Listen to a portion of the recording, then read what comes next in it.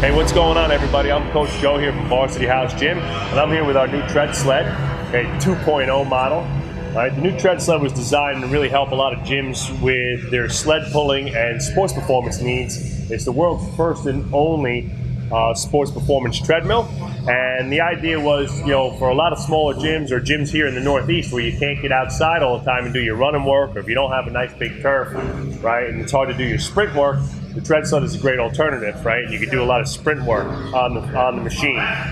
It's also great for sled pulling. It kind of mimics two exercises that we use here all the time in the gym, and it's a great opportunity for small gyms or gyms in cold areas where you can't get outside or you just don't have the space to run or the space to pull sleds. So I urge you to give it a shot. It's a great machine that we've used here for the last 10 years, and I know you're absolutely going to love it.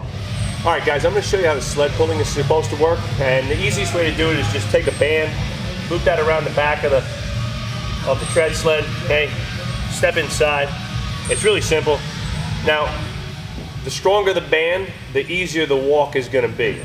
So if you're really strong and you got a big athlete who's really powerful, got a powerful backside, lower body, you can use a smaller band. That's going to give him more work. You can use no band. That's going to be the hardest.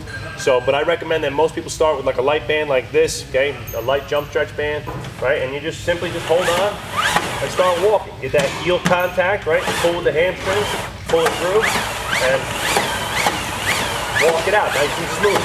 Head forward, good body position, right? You can see that I don't really have to hold on too much. I can kind of hold on with two fingers, get a nice upright action, right?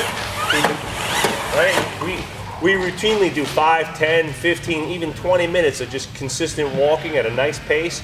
If you have an elderly client, if you have a younger athlete who can't generate a lot of force, right? You can get a stronger band, or you can even elevate the end by just putting the end of the Tread Sled up on a plate or a 2x4 and give a little bit of elevation, an inch or two tops, and that's going to make the tread move a lot easier. But we found that most people don't even need that. So this mimics one of the most critical and most used exercises in the world of powerlifting and strength sports. Pulling a sled, belted sled walks. We do them all day and night here on the Tread Sled, and we never have to go anywhere, and you got a nice little space, and we do them all winter long. Great for small gyms, great for gyms in cold weather areas, and just an awesome tool to have. All right, guys, I'm going to show you how to sprint on the Tread Sled, and it's pretty much brainless. What I love about the Tread Sled most is that there's almost no learning curve. It's super simple to teach anybody how to run on here. I have little kids, 10-year-olds, all the way up to our adult clients here at the gym, and everything else in between. Our pro athletes absolutely love it. It puts no stress on the lower back, so it's also great for if you have injuries if you have athletes who are rehabbing from injuries or have some lower back issues or they're sore, right? Because I'm leaning on the machine, right, it takes a lot of the pressure off the lower back that you would get from regular sprinting, right? So it's not quite as impactful on the spine, okay? And it's going to get you into the machine will not move if you're not in a good shin angle. So just by the nature of its design, it puts you in a great shin angle where I'm contacting the tread with the ball of my feet. I'm driving my feet, the next foot's coming up and explode out, right? And it's gonna put me in a great sprint angle, just like I would if I was running on flat ground. Now, again, some of the differences are lower impact, no ground contact, no deceleration effect. So, after an athlete sprints 20 yards, they get up and they're upright running and their heels striking again, getting a lot of impact on their, ankles, knees, hips, and lower back. You don't have any of that here, so there's almost zero impact. It mimics like running up a hill with no deceleration at all, okay? So almost zero impact, great for lower back injuries, and a hell of a conditioning workout, just on its own.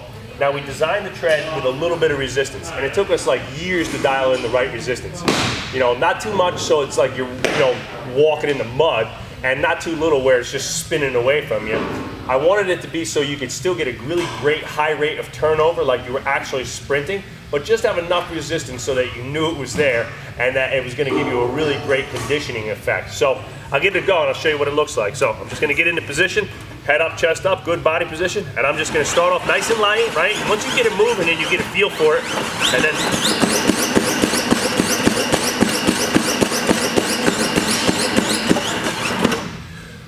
all right, so start off nice and slow, get it going, get a feel for it, get your balance, right? And then drive it out. And you'll see that your athletes will adapt to it really quick.